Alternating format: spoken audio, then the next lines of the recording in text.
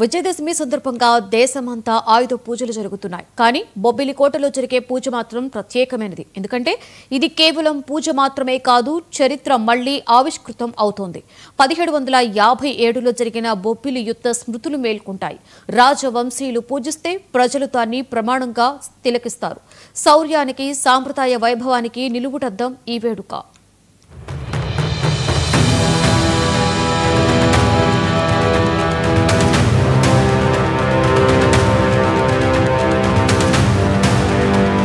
విజయనగరం జిల్లా బొబ్బిలికోటలో దసరా ముందు రోజు ఆయుధ పూజ ఘనంగా జరిగింది. మాజీ మంత్రి సుజయకృష్ణ రంగారావు, బేబీ నాయనతో పాటు వారసులు రాజరిక సంప్రదాయాలను కొనసాగించారు.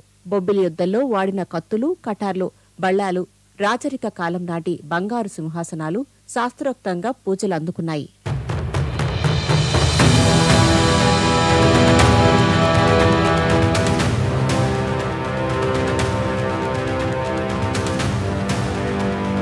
రాజాధిరాజా, రాజమార్తాండ జయహో నినాదాలతో కోటలో సైనికులు కవాతు యుద్ధ వాతావరణాన్ని గుర్తు చేస్తుంది.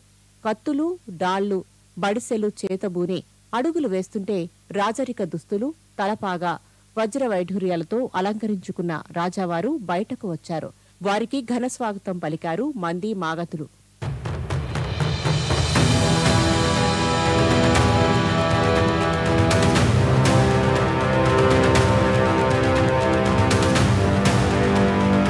రాజరికం ప్రతిబింబించే వస్త్రధారణలో కోటలో ప్రవేశించిన రాజవంశీయులను మాగతులు పలకరించారు.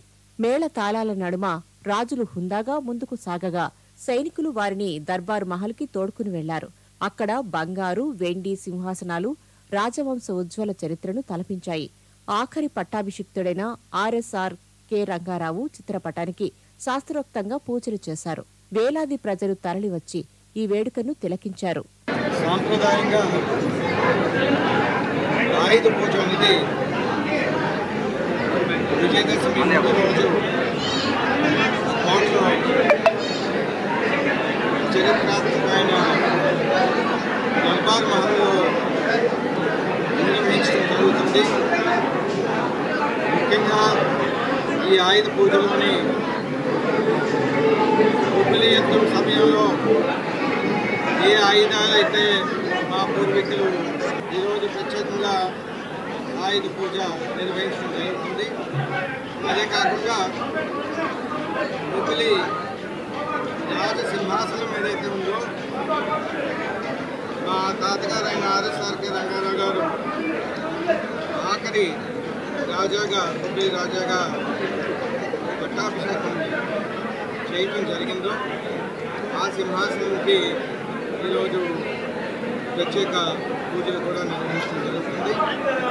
అలాగే రామ పట్టాభిషేకం పాదకు ఏదైతే వందలాది సంవత్సరాల నుంచి మా కుటుంబానికి తరతరాలుగా పూజలు జరుగుతుందో దానికి కూడా ప్రత్యేకమైన పూజలు నిర్వహించడం జరుగుతుంది. 1757లో జరిగిన బొబ్బిలి యుద్ధం చరిత్రలో శాశ్వత ముద్ర వేసింది.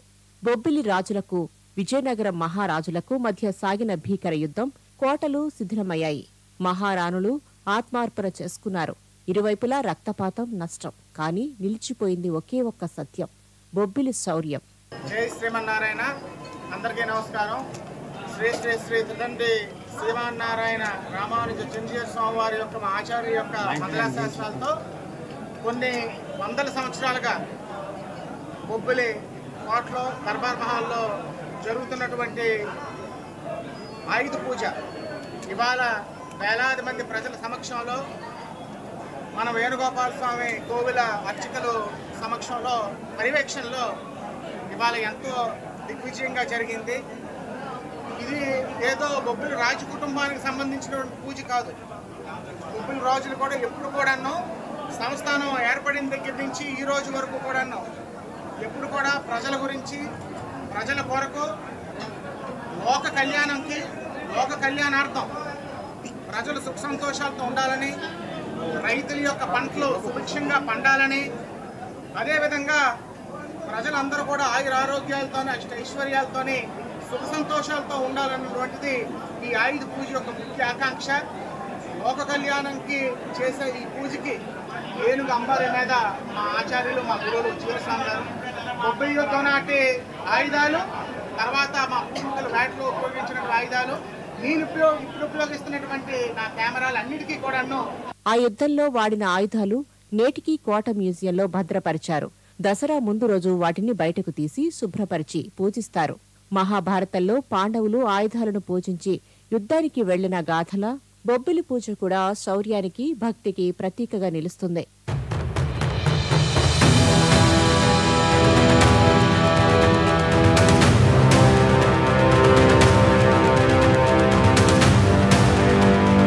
గతానికి సాక్ష్యంగా, భవిష్యత్తుకి ప్రేరణగా బొబ్బిలి ఆయుధ పూజ కొనసాగుతుంది.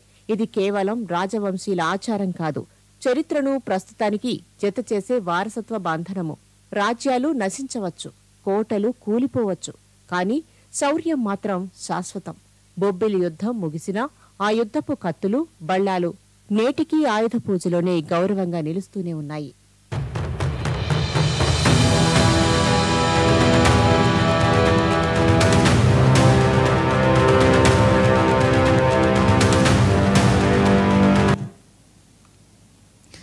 తిరుమల శ్రీవారి చక్రస్థానం ఏర్పాట్లు పూర్తయ్యాయి.